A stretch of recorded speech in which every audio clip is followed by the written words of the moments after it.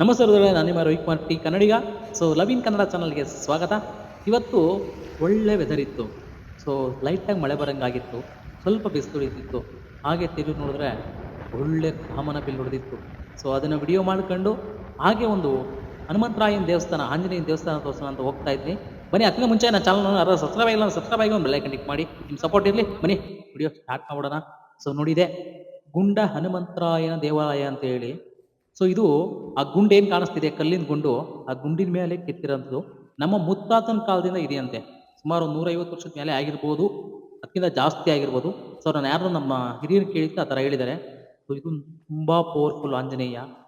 So ಏನಾದ್ರು ಮನಸ್ಸಲ್ಲಿ ಕೇಳಿಕೊಂಡು, ಸೊ ಈ ಆಂಜನೇಯಂಗೆ ಹರಕೆ ಹೊತ್ಕೊಂಡು 1 ಗಂಟೆ ತಂದಾಕ್ತೀನಿ ಅಂದ್ರೂ ಕೂಡ ಸೊ ಒಲಿಯುವಂಥ ದೇವರಿದು. ಸೊ ಇದು ಚಿಕ್ಕ ವಯಸ್ಸಿಂದನೂ ಕೂಡ ನಾವು ಈ ದೇವಸ್ಥಾನಕ್ಕೆ ಬರ್ತಿದ್ದೀನಿ. ಸೊ ನೋಡಿ, ಇದು ಮೇನು ಅಲ್ಲೇನು ಕಾಣಿಸ್ತಿದೆ, ಸೊ ಅದೇ ಮೇನು ದೇವರು, ಹಳೇ ಕಾಲದ ದೇವರು. ಸೊ ಮುಂದೆ ಕಾಣ್ತಿರೋ ಪ್ರಭಾಳೆ ತುಂಬ ದಿನದ್ದೇನಲ್ಲ, ಇದು ಕಲ್ಯಾಣಿ. ಸೊ ತುಂಬ ನೆನಪಿದೆ ಇಲ್ಲಿ ನೋಡಿ, ಕೊಂಬೆ ತೋರಿಸ್ತಾ ಇದೀನಲ್ಲಿ, ಕೊಂಬೆ ಮೇಲೆ ಎಲ್ಲ ಕುತ್ಕೊಂಡು ಆಟ ಆಡಿವ ನಾವು. ಸೊ ತುಂಬ ಪವರ್ಫುಲ್ ಈ ದೇವಸ್ಥಾನ. ಸೊ ನೋಡಿ, ಯಾರಾದರೂ ಭಕ್ತಾದಿಗಳು ಬಂದು ಪೂಜೆ ಮಾಡಿಸೋರಿದ್ರೆ, ಸೊ ನಿಮ್ಗೇನಾರ ಕಷ್ಟಗಳಿದ್ರೆ ಈ ಆಂಜನೇಯ ಗುಂಡ ಹನುಮಂತರಾಯನ ಸ್ವಾಮಿ ದೇವಸ್ಥಾನ, ಸೊ ಇದು ಅರ್ಚಕರ ನಂಬರ್ ಇಲ್ಲಿದೆ, ಕರೆ ಮಾಡಿಕೊಂಡು ಬನ್ನಿ, ಪೂಜೆ ಮಾಡಿಸ್ಕೊಂಡು ಹೋಗಿ. ಈ ಸ್ಥಳ ಬಂದು ತುಮಕೂರು ತಾಲೂಕು ಹೆಬ್ಬೂರು ಹೋಬಳಿ ಕಾರೇನಹಳ್ಳಿ ಅನ್ನೋ ಊರಿನ ಪಕ್ಕದಲ್ಲಿದೆ ಗುಂಡ ಹನುಮಂತರಾಯನ ದೇವಸ್ಥಾನ ಅಂತೇಳಿ.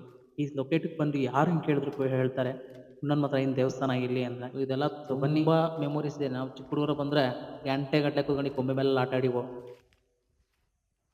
ಸೊ ತುಂಬ ದಪ್ಪ ಆಗ್ಬಿಟ್ಟಿದೆ ಕೊಂಬೆ ನೋಡಿ. ಇಲ್ಲೊಂದು ಹೊಸ್ದಾಗಿ ಬೇರ್ಕ ಬಿಟ್ಬಿಟ್ಟಿದೆ ನೋಡಿದೆ ಗುಂಡು. ಈ ಗುಂಡಿನ ಮೇಲೆ ಕೆತ್ತಿರೋದು ತುಂಬ ಹಳೇದು. ನಾನು ಕೇಳಿದ ಮಟ್ಟಿಗೆ ಸುಮಾರು 150 ವರ್ಷ ಅಂತ ಹೇಳ್ತಾರೆ, ಅದಕ್ಕಿಂತ ಜಾಸ್ತಿನೇ ಆಗಿರ್ಬೋದು ಇದು. ನೋಡಿ, ಮುತ್ತ ಅಂತ ನಾನು ಚಿಕ್ಕೂರಿಂದ ಹಂಗೆ ಇದೆ.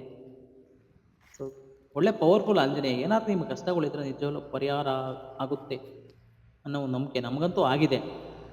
ನೋಡಿ, ಯಾರು ಬರೋರಿದ್ರೆ ಬನ್ನಿ. ಸೊ ಫುಲ್ಲು ಪವರ್ಫುಲ್ ಇದೆ. ಆಮೇಲೆ ಮರ ನೋಡಿ ಎಷ್ಟು ದೊಡ್ಡದಾಗಿದೆ. ಇಲ್ಲಿ ಕೆಲವು ಟೈಮ್ ಜಾತ್ರೆ ಥರನೂ ಮಾಡ್ತಾರೆ, ಅನ್ನದಾಸೋಹ ಎಲ್ಲ ಮಾಡ್ತಾರೆ. ಸೊ ಯಾರಾದ್ರು ದಾನಿಗಳಿದ್ರೆ ಈ ದೇವಾಲಯದ ಜೀರ್ಣೋದ್ಧಾರ ಮಾಡಿಕೊಟ್ರೆ ನಮಗೆಲ್ಲ ತುಂಬ ಖುಷಿ ಆಗುತ್ತೆ. ಸೊ ಹಾಗೆ ನನ್ನ ಚಾನಲ್ನ ಸಬ್ಸ್ಕ್ರೈಬ್ ಮಾಡಿ, ಒಂದು ಬೆಲ್ ಐಕಾನ್ ಕ್ಲಿಕ್ ಮಾಡಿ, ನೋಟಿಫಿಕೇಶನ್ ಆನ್ ಮಾಡ್ಕೊಳ್ಳಿ. ಸೊ ವಿಡಿಯೋ ಇಷ್ಟ ಆದರೆ ಶೇರ್ ಮಾಡಿ. Thank you.